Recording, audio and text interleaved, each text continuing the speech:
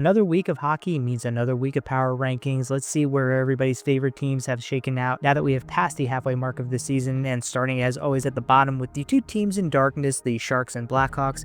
Not much to say about these two teams. They are very definitively the worst teams in the NHL.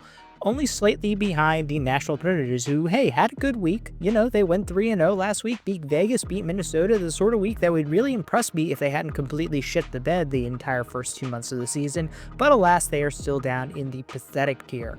Above them, we have 5 teams in the bad tier: the Ducks, Sabres, Penguins, Flyers, and Utah Hockey Club. While some of these teams are technically in the playoff hunt, like the Penguins and the Flyers and the Hockey Club, the truth of the matter is I think all of these teams are going to be sellers at the deadline, and they're going to be focusing on mock drafts within the next month. Above them, though, we have 4 teams in the mid-tier: the Seattle Kraken, New York Islanders, Detroit Red Wings, and St. Louis Blues. The Kraken surprisingly had a really good week. They went 3-1-0, including a win over LA. They had a loss to the Winnipeg Jets, which is understandable, one of the better teams in the NHL. Seattle not really in the hunt, but it's nice to see them string together a good week.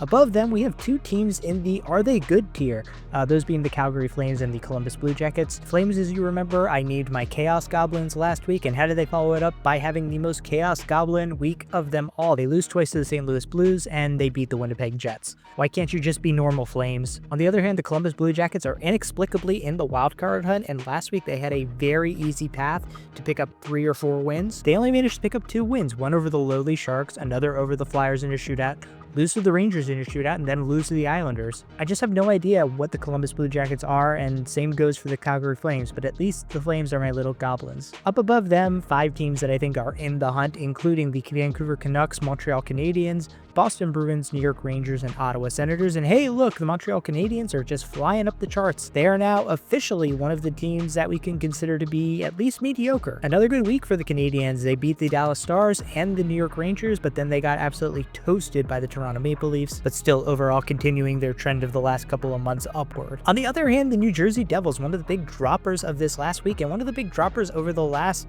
month or so. 0-2-2 last week, including very winnable games over Philadelphia and Ottawa. The Devils are on a deep slide right now. They've actually only won 2 of their last 11 games. Luckily, they have been able to pick up some points, but still a worrying trend for the New Jersey Devils, who are slumping right now. The same thing could be said for the LA Kings, who had a rough week last week. Yes, they beat Vancouver, but they also lost very easy games to Seattle and the Penguins. But I noticed this week, and this is something that's really astounding to me, the LA Kings split between their performance at home and on the road is just so massively diametrically different. On the road, they're a 500 team, 11-11-4.